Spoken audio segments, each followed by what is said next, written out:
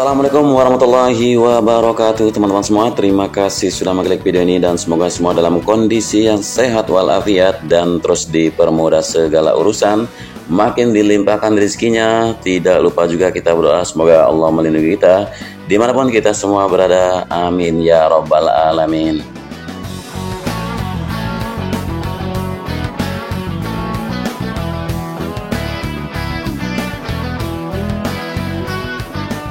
Kembali lagi kita di sirkuit Mandalika untuk melihat bagaimana progres yang sudah dicapai sampai saat ini. Dan adapun keterangan dari Gubernur Nusa Tenggara Barat Dr. Haji Zulkifli Mansah mengungkapkan untuk menyelenggarakan event balap dunia itu tidaklah murah. Untuk penyelenggaraan event sekelas World Superbike atau WSBK saja paling tidak butuh anggaran sekitar 30 miliar rupiah, sehingga dukungan dari seluruh elemen masyarakat di daerah ini sangat dibutuhkan supaya event-event dunia yang digelar di daerah ini bisa berlangsung sukses, termasuk event WSBK yang bakal digelar bulan November mendatang. Dengan begitu, biaya penyelenggaraan event yang begitu besar yang harus dikeluarkan pihak penyelenggara itu tidak sia-sia, justru bisa mendatangkan keuntungan besar, bukan hanya bagi penyelenggara, lebih-lebih lagi buat masyarakat secara luas.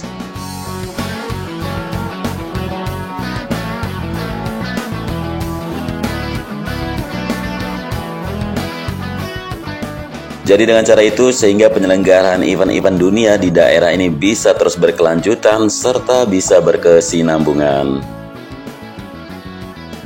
Ya, berbicara soal roadshow tematik industrialisasi bertempat di kantor Bupati Lombok Tengah kemarin pada Selasa 23 Agustus 2022, Gubernur Nusa Tenggara Barat mengaku masih ada pihak-pihak yang menginginkan gelaran WSBK mendatang sepi. Untuk itu, masyarakat harus memberikan dukungan penuh atas penyelenggaraan event WSBK mendatang sesuai tugas dan perannya masing-masing supaya bisa tetap ramai dan sukses. Dan menyukseskan event dunia di daerah ini merupakan tugas dan tanggung jawab kita bersama, pemerintah daerah hingga masyarakat. Jangan hanya kita saja yang mau untuk, namun kita tidak peduli dengan penyelenggara. Artinya, kita semua harus saling menjaga supaya sama-sama untung. Ini terangnya beliau. Lalu disinggung terkait persiapan gelaran WSBK, Managing Director The Mandalika Bram Subiandoro yang dihubungi terpisah mengatakan saat ini pihaknya tengah memulai tahap persiapan dengan fokus utama pembenahan dan perbaikan aspal lintasan di sirkuit Mandalika, di mana ada beberapa titik aspal bakal dibongkar dan diganti.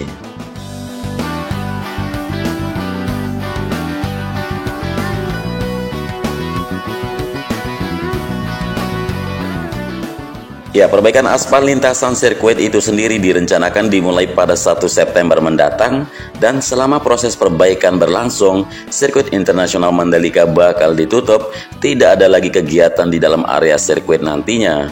Jadi perbaikan aspal lintasan ini hal yang wajar karena ada beberapa area yang harus diperbaiki supaya lintasan sirkuit benar-benar siap digunakan untuk balapan nantinya.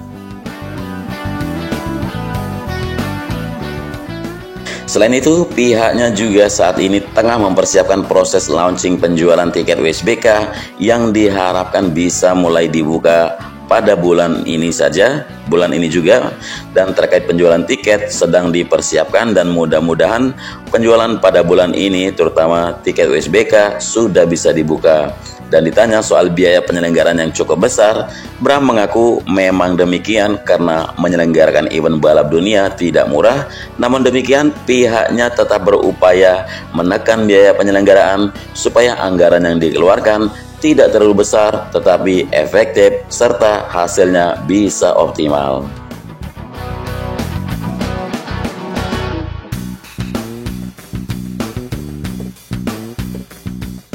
Nah, jadi teman-teman udah tahu kalau sirkuit Mandalika ini akan berganti wajah demi bisa menggelar ajang balap mobil juga.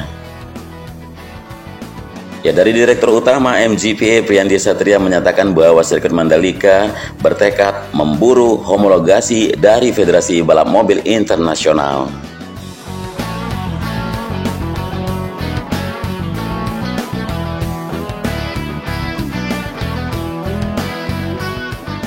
Ya, setelah menggelar World Superbike dan MotoGP kemarin, sirkuit Mandalika akan menjalani proses perbaikan trek, dan proses ini pun dilakukan demi memenuhi evaluasi yang dicatat oleh Federasi Balap Motor Internasional atau FIM bersama Dorna Sport sebelum WSBK 2022 ini yang digelar nanti pada 11 sampai 13 November.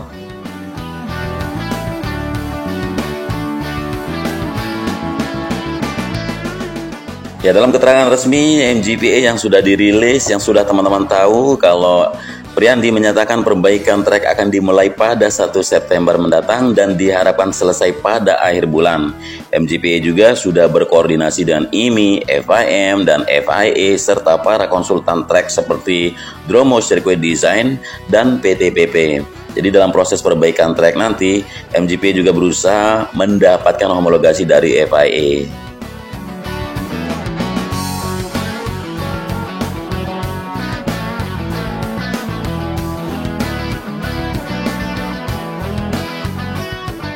Ya, itulah tujuan dari improvement pada trek di sini ya, supaya sirkuit Mandalika bisa dipakai nanti untuk kegiatan balap roda 4. Ya, contohnya pada garis pit lane ya, FIA minta perubahan karena pit lane balap motor itu berbeda dengan pit lane untuk balap mobil. Jadi sudah didiskusikan, kalau saran dan permintaan FIA juga sudah digabungkan bersama IMI, bersama FIM selaku badan olahraga yang menaungi MotoGP dan WSBK. Diskusi dari kedua belah pihak nantinya akan mengambil jalan tengah agar homologasi balap motor dan balap mobil bisa sama-sama dimiliki oleh sirkuit Mandalika.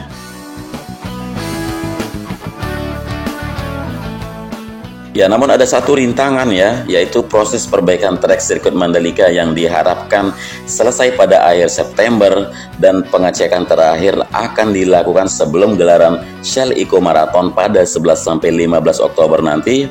Jadi permintaan FIA ini melalui IMI juga sudah disampaikan kepada FIM demi meminta persetujuan, dan MGPA harus mencocokkan kemauan FIA dan FIM, dan begitu homologasi FIM untuk WSBK dan MotoGP tidak akan hilang.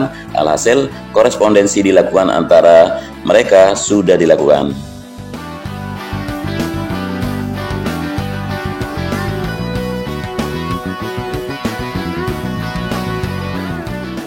Ya, jadi konsultan pun turut serta untuk memperbaiki desain-desain agar setelah perbaikan trek ini Mandalika tetap memiliki homologasi FIM dengan grade A dan homologasi dari FIA untuk balap mobil. Semoga ya setelah World Superbike MGPA bisa melangsungkan kejuaraan roda 4 di sirkuit Mandalika, kebanggaan Indonesia.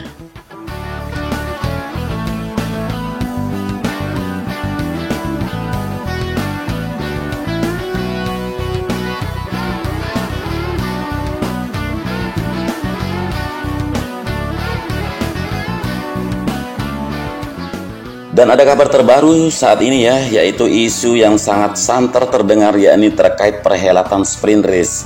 Jadi Dorna Sport yang merupakan promotor MotoGP sudah mengumumkan perhelatan tersebut secara bergulir tahun depan. Sprint race MotoGP apakah mirip Formula One atau WSBK?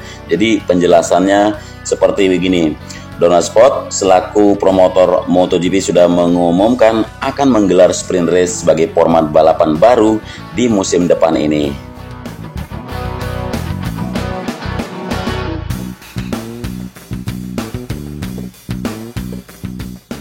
Nah, jadi semua seri di semua sirkuit akan menggelar 2 balapan sprint race di hari Sabtu selepas kualifikasi, dan balapan utama tetap di hari Minggu.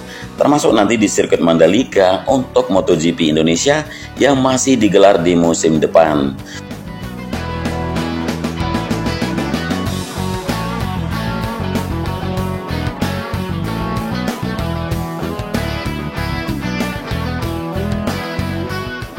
Ya, jika tujuan Dorna Sport menggelar sprint race dengan tujuan untuk menambah exposure dan menyuguhkan lebih banyak persaingan kepada penonton, nah gimana nih menurut Mandalika nih? Direktur Utama MGPA sendiri, Priandi Satria, bersama Wakil Direktur MGPA Cahyadi Wanda, dan mereka angkat bicara mengenai hal ini. Jadi bagi MGPA, apapun keputusan Dorna Sport akan didukung karena mereka yakin itu adalah keputusan yang tepat. Ya, mereka yakin dengan adanya sprint race juga membuat setiap seri balapan di MotoGP akan jauh lebih seru. Nah, kalau semua balapan akan menggelar sprint race di setiap seri, maka kini Mandalika hanya akan menunggu keputusan jadwal MotoGP 2023. Untuk jadwal tersebut, mereka akan nantikan langsung dari Dorna Sport, sehingga mereka belum tahu MotoGP Indonesia ini akan menjadi seri keberapa di tahun depan.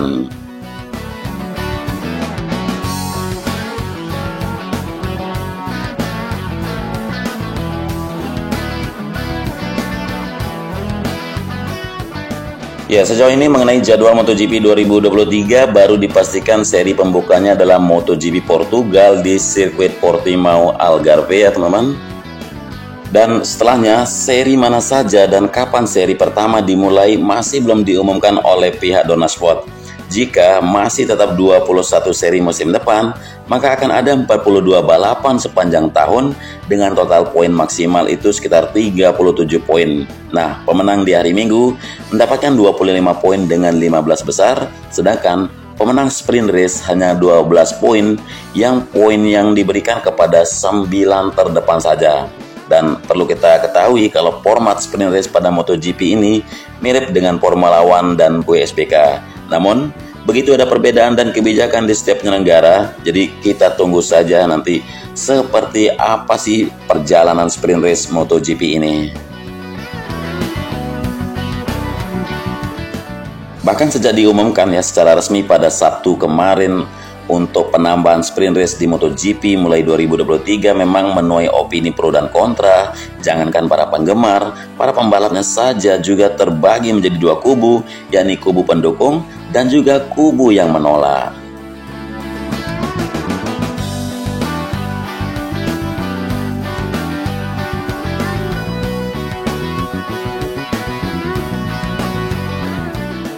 Ya, untuk sprint race sendiri ya bukan format baru di dunia balap, namun keberadaannya makin populer usai diterapkan di WSBK dan Formula One. Nah, meski begitu, berbeda dari WSBK dan Formula One, sprint race MotoGP ini tidak akan menentukan posisi start balapan pada hari Minggu itu, atau feature race kita bilang. Nah, posisi start kedua untuk balapan ditentukan sesi kualifikasi yang pertama dan kualifikasi yang kedua. Selain itu, alokasi mesin dan ban per musim itu tidak mengalami perubahan. Jadi poin yang tersaji di sprint race juga hanya diterima 9 rider terbaik dan jumlahnya setengah dari poin yang tersaji di feature race atau main race. Nah, para pembalap seperti Marc Marquez, Jack Miller, George Martin, dan Maverick Vinales misalnya mendukung sprint race. Namun para rider seperti Fabio Quartararo, Alex Espargaro, Pecco Bagnaia, dan Pol Espargaro itu sangat vokal menyatakan keberatan. Quartararo bahkan tidak segan menyebut gagasan ini bodoh. Nah, menjelang kelahirannya di MotoGP musim depan, sprint race sudah menyajikan sederet kontroversi, tidak hanya dikritik oleh sebagian balap, namun ada rasa skeptis soal sesi ini.